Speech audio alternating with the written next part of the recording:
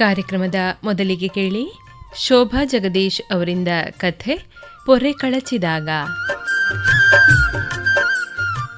ನ್ಯಾಯಾಲಯದ ಮೆಟ್ಟಲುಗಳಿಂದ ಇಳಿದು ಬರುವಾಗ ಸೌಮ್ಯಳಿಗೆ ಅದೇನೋ ಮಾನಸಿಕವಾಗಿಯೂ ದೈಹಿಕವಾಗಿಯೂ ಹಗೂರವಾದಂತಹ ಅನುಭೂತಿ. ಅದರೊಂದಿಗೆಯೇ 2 ವರ್ಷಗಳ ದಾಂಪತ್ಯ ಹೀಗೆ ಒಂದು ಕಾಗದದ ಹಾಳೆಯೊಂದಿಗೆ ಮುಕ್ತಾಯಗೊಂಡಿತಲ್ಲ ಎಂಬ ವಿಷಾದದ ನಿಟ್ಟುಸಿರು ಕೂಡ. ದಾಂಪತ್ಯವೆಂದರೆ ಹೂವಿನ ಹಾಸಿಗೆ ಎಂದು ಭಾವಿಸಿ ಮೋಹನನನ್ನು ಮದುವೆಯಾದಾಗ ಮುಂದೆ ಇದು ಕೆಂಡದ ಕುಂಡವಾಗಬಹುದೆಂಬ ಪರಿಕಲ್ಪನೆಯೇ ಇರಲಿಲ್ಲ ಅವಳ ಮುಗ್ಧ ಮನಸ್ಸಿಗೆ. ಮಧ್ಯಮ ವರ್ಗದ ಕುಟುಂಬದಲ್ಲಿ ಮೊದಲನೇ ಮಗಳಾಗಿ ಹುಟ್ಟಿದವಳು ಸೌಮ್ಯ. ಹಿಂದೆಯೇ ಒಬ್ಬ ತಮ್ಮ ಹಾಗೂ ಒಬ್ಬಳು ತಂಗಿ. ತಂದೆ ಕಾಲೇಜಿನಲ್ಲಿ ಪ್ರಾಧ್ಯಾಪಕರಾದರೆ ತಾಯಿ ಪ್ರಾಥಮಿಕ ಶಾಲೆಯಲ್ಲಿ ಟೀಚರ್. ಸಂತೃಪ್ತ ಸುಖಿ ಸಂಸಾರ ಅವರದ್ದು. ಐಷಾರಾಮಿ ಜೀವನವಿಲ್ಲದಿದ್ದರೂ ಯಾವ ಕೊರತೆ ಇಲ್ಲದಂತೆ ಜೀವನದ ಮೌಲ್ಯಗಳನ್ನು ಮಕ್ಕಳಿಗೆ ಚೆನ್ನಾಗಿಯೇ ಮನದಟ್ಟು ಮಾಡಿಸಿದ್ದರು ಆ ದಂಪತಿಗಳು. ಸೌಮ್ಯ ಚಿಕ್ಕಂದಿನಿಂದಲೂ ಬುದ್ಧಿವಂತೆ. ಬಿಕಾಂ ಪದವಿ ಸಿಗುತ್ತಿದ್ದಂತೆಯೇ ಬ್ಯಾಂಕ್ನ ಪರೀಕ್ಷೆಯನ್ನೂ ತೆಗೆದುಕೊಂಡು ಉತ್ತೀರ್ಣಳಾಗಿ 22 ವರ್ಷಕ್ಕೆ ಪ್ರತಿಷ್ಠಿತ ಬ್ಯಾಂಕ್ನಲ್ಲಿ ನೌಕರಿಯನ್ನೂ ಗಿಟ್ಟಿಸಿಕೊಂಡಳು. ಒಟ್ಟಿನಲ್ಲಿ ಬುದ್ಧಿವಂತಿಕೆ ಹಾಗೂ ಅಪಾರ ಚೆಲುವಿನ ವ್ಯಕ್ತಿತ್ವ ಆಕೆಯದು. ಅವಳ ಹಿಂದೆ ಮುಂದೆ ಸುತ್ತುವ ಆರಾಧಕರ ಬಳಗವೇನೂ ಕಮ್ಮಿ ಇರಲಿಲ್ಲ. ಇದಾವುದನ್ನೂ ಪರಿಗಣಿಸದೆ ತಾನಾಯಿತು, ತನ್ನ ಕೆಲಸವಾಯಿತು ಎಂಬ ಧೋರಣೆ ಆಕೆಯದ್ದು. ಆಕೆಗೆ ಮೋಹನನ ಪರಿಚಯವಾದದ್ದು ತೀರಾ ಆಕಸ್ಮಿಕವಾಗಿ.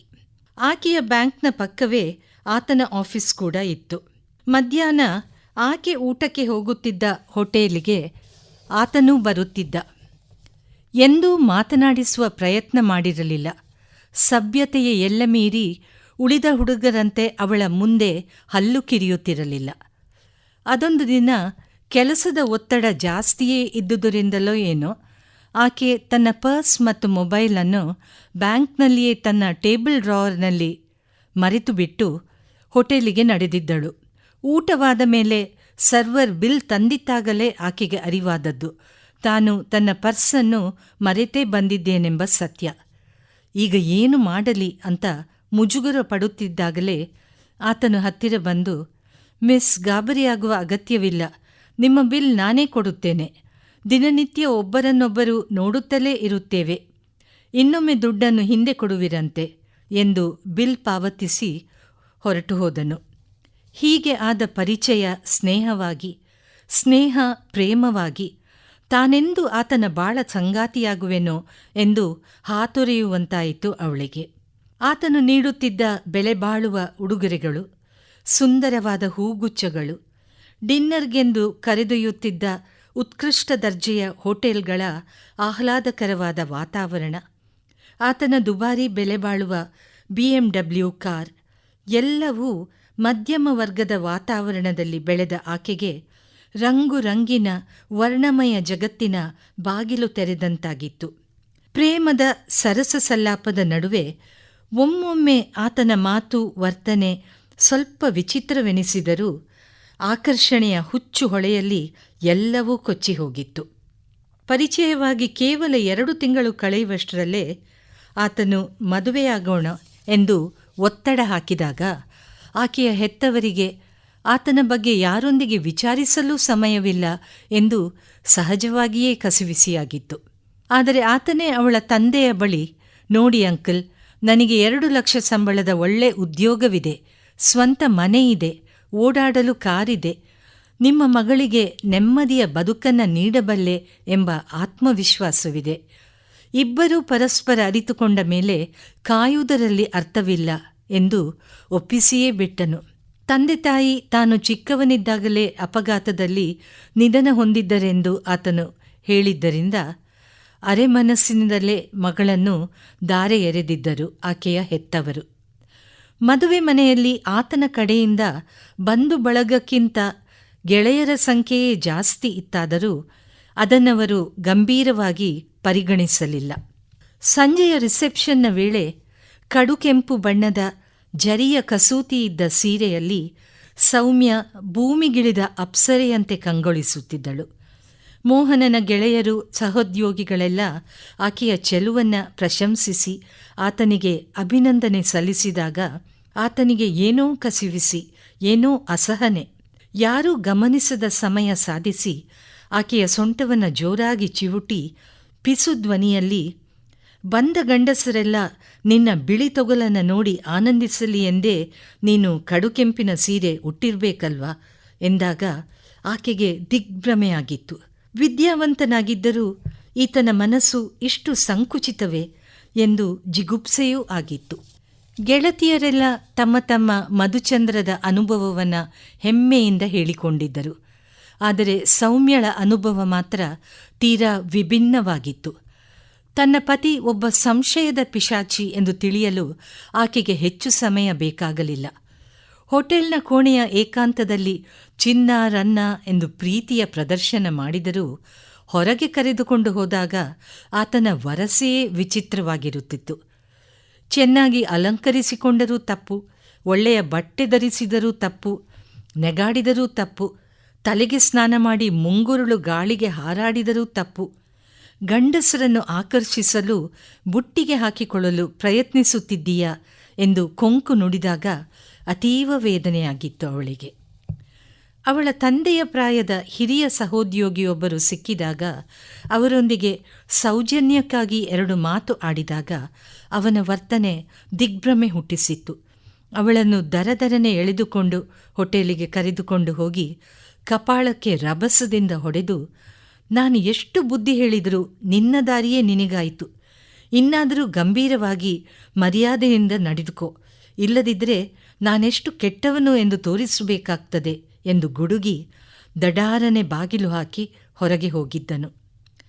ಅವಳ ನೀರವ ರೋದನಕ್ಕೆ 4 ಗೋಡೆಗಳೇ ಸಾಕ್ಷಿಯಾಗಿದ್ದವು. ಹೆತ್ತವರೊಂದಿಗೆ ಮನಬಿಚ್ಚಿ ಹೇಳಿಕೊಳ್ಳಲೂ ಸಂಕೋಚ, ಗೆಳತಿಯರೊಂದಿಗೆ ಹೇಳಿಕೊಳ್ಳಲೂ ಬಿಗುಮಾನ. ಕಾಲೇಜ್ನ ಚರ್ಚಾಕೂಟಗಳಲ್ಲಿ ಸ್ತ್ರೀ ಸ್ವಾತಂತ್ರ್ಯದ ಬಗ್ಗೆ ಭಾಷಣ ಬಿಗಿದು ಬಹುಮಾನ ಪಡೆದ ತಾನು ಇಂದು ಯಾವ ಮಟ್ಟಕ್ಕೆ ಕುಸಿದೆ ಎಂದು ಪರಿತಪಿಸುವಂತಾಯಿತು. ಕ್ಷಣಚಿತ್ತ ಕ್ಷಣಪಿತ್ತ ಎಂಬಂತೆ ಒಂದು ಕ್ಷಣ ಪ್ರೀತಿಯ ಜೇನಿನ ಹೊಳೆಯನ್ನೇ ಹರಿಸುತ್ತಿದ್ದವನು ಇನ್ನೊಂದು ಕ್ಷಣ ಉಗ್ರ ನರಸಿಂಹನಾಗುತ್ತಿದ್ದನು. ಅವಳ ತವರು ಮನೆಯವರು, ಸ್ನೇಹಿತೆಯರು ಮನೆಗೆ ಬರುವುದೂ ಅವನಿಗೆ ಇಷ್ಟವಿರಲಿಲ್ಲ. ಅವರೆಲ್ಲ ಬಂದಾಗ ಇವನ ನಿಜ ಸ್ವರೂಪ ಅವರಿಗೆಲ್ಲಿ ತಿಳಿದುಬಿಟ್ಟರೆ ಎಂಬ ಭಯದಿಂದ ಸೌಮ್ಯ ಯಾರನ್ನೂ ಮನೆಗೆ ಆಹ್ವಾನಿಸುತ್ತಿರಲಿಲ್ಲ. ಶ್ರೀಮಂತ ಗಂಡ ಸಿಕ್ಕಿದ ಮೇಲೆ ಇವಳಿಗೆ ಯಾರೂ ಬೇಡವಾಗಿದೆ ಎಂಬ ಕುಹಕದ ಮಾತನ್ನೂ ಕೇಳಬೇಕಾಯಿತು. ಆಕೆಯ ಮದುವೆಯ ಮೊದಲು ಆಕೆಯ ತಂದೆ ಎಂದೂ ಅವಳ ಸಂಬಳದ ದುಡ್ಡನ್ನು ಕೇಳುತ್ತಿರಲಿಲ್ಲ. ಆದರೆ ಮದುವೆಯ ನಂತರ ಮೋಹನ್ ಅವಳ ಅಕೌಂಟ್ನಲ್ಲಿದ್ದ ದುಡ್ಡೆಷ್ಟಿದೆ ಎಂದು ತನಿಖೆ ಮಾಡಿ ಉಪಾಯವಾಗಿ ದುಡ್ಡೆಲ್ಲವನ್ನ ಜಾಯಿಂಟ್ ಅಕೌಂಟಿಗೆ ವರ್ಗಾಯಿಸಿದನು. ತನ್ನ ಓಡಾಟಕ್ಕೆ ಸೌಮ್ಯ ಸ್ಕೂಟಿಯನ್ನು ಇಟ್ಟುಕೊಂಡಿದ್ದಳು. ಮನೆಯಲ್ಲಿ ಕಾರು ಮತ್ತು ಡ್ರೈವರ್ ಇರುವಾಗ ಸ್ಕೂಟಿಯ ಅಗತ್ಯವೇ ಇಲ್ಲ ಎಂದು ಅದನ್ನೂ ಮಾರಿದ್ದಾಯಿತು. ಒಮ್ಮೊಮ್ಮೆ ಅವನ ಹೊಡೆತದ ತೀವ್ರತೆ ಎಷ್ಟಿರುತ್ತಿತ್ತೆಂದರೆ ಅವಳಿಗೆ ನಡೆಯಲು ಕಷ್ಟವಾಗುತ್ತಿತ್ತು. ಸ್ವಚ್ಛಂದವಾಗಿ ಸ್ವತಂತ್ರವಾಗಿ ಹಾರಾಡುತ್ತಿದ್ದ ಹಕ್ಕಿಯನ್ನು ಪಂಜರದಲ್ಲಿರಿಸಿದಂತಾಗಿತ್ತು ಅವಳ ಪರಿಸ್ಥಿತಿ. ಒಮ್ಮೆ ಕೆಲಸದಾಕೆ ಡ್ರೈವರ್ನೊಂದಿಗೆ ಮಾತನಾಡುತ್ತಾ ಹೇಳಿದ ಮಾತು ಕೇಳಿ ಅವಳಿಗೆ ದಿಗ್ಭ್ರಮೆಯಾಗಿತ್ತು. ರಾಯರ ಸ್ವಭಾವ ತೇಟ್ ಅವರ ಅಪ್ಪನ ಹಾಗೆಯೇ. ಅವರು ಇವರ ತಾಯಿಯನ್ನು ಹೊಡೆದಾಗ ಅವರು ಬಿದ್ದು ತಲೆಗೆ ಪೆಟ್ಟಾಗಿ ಸತ್ತಿದ್ದಲ್ವಾ, ದುಡ್ಡಿದ್ರೆ ಎಲ್ಲ ಮುಚ್ಚಿ ಹೋಗ್ತದೆ, ಪಾಪ ಈ ಅಮ್ಮನಿಗೂ ಹಾಗೆಯೇ ಆಗದಿದ್ದರೆ ಸಾಕು ಎಂದು ಹೇಳಿದ್ದಳಾಕೆ. ಇನ್ನು ಇಲ್ಲೇ ಇದ್ದರೆ ನನಗೂ ಅದೇ ಗತಿ ಬರಬಹುದು. ನಾನು ಜಾಗೃತಳಾಗಬೇಕು. ಆತನಷ್ಟು ದೈಹಿಕ ಶಕ್ತಿ ನನ್ನಲ್ಲಿಲ್ಲ. ಆದ್ದರಿಂದ ಯುಕ್ತಿಯಿಂದ ಗೆಲ್ಲಬೇಕು. ಆತನಿಗೆ ಏನೂ ಸಂಶಯ ಬರದಂತೆ ಕಾರ್ಯತತ್ಪರಳಾಗಬೇಕು ಎಂದು ನಿರ್ಧರಿಸಿದಳು ಸೌಮ್ಯ. ಮುಂದಿನ ದಿನಗಳಲ್ಲಿ ಆತನ ದೈಹಿಕ ಹಿಂಸೆ ಮಾಡಿದಾಗ ಆತನಿಗೆ ತಿಳಿಯದಂತೆ ತನ್ನ ಮೊಬೈಲ್ನಲ್ಲಿ ವಿಡಿಯೋ ಚಿತ್ರೀಕರಣ ಮಾಡಿಕೊಂಡಳು. ಯಾವತ್ತಾದರೂ ಪುರಾವೆಯ ಅಗತ್ಯ ಬಂದರೆ ಬಳಸಿಕೊಳ್ಳುವ ಎನ್ನುವ ಉದ್ದೇಶದಿಂದ. ಮರಳುಗಾಡಿನಲ್ಲಿ ಓಯಸಿಸ್ ಇದ್ದಂತೆ ಅವಳ ಜೀವನದಲ್ಲಿ ಸುಖ ನೆಮ್ಮದಿ ಸಿಗುತ್ತಿದ್ದದ್ದು ಬ್ಯಾಂಕ್ನಲ್ಲಿ ಮಾತ್ರ. ಮೋಹನನಿಗೆ ಅದೂ ಸಹಿಸಲಾಗುತ್ತಿರಲಿಲ್ಲ. ಕೆಲಸಕ್ಕೆ ರಾಜೀನಾಮೆ ಕೊಟ್ಟು ಬಿಡು, ನಿನ್ನ ಜುಜುಬಿ ಸಂಬಳದ ಅಗತ್ಯವೇ ಇಲ್ಲ ಎಂದು ವರಾತೆ ತೆಗೆದಿದ್ದ.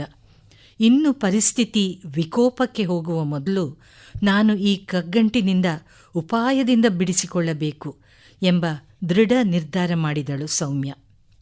ಅಂದು ಡ್ರೈವರ್ ಅವಳನ್ನು ಬ್ಯಾಂಕಿಗೆ ಬಿಟ್ಟು ಹೋದ ಕೂಡಲೇ ಅವಳು ಮ್ಯಾನೇಜರ್ನ ಕೊಠಡಿಗೆ ಹೋಗಿ ಸಂಕೋಚದಿಂದಲೇ ತನ್ನ ಸಮಸ್ಯೆಗಳನ್ನು ಅವರೊಂದಿಗೆ ಹಂಚಿಕೊಂಡಳು.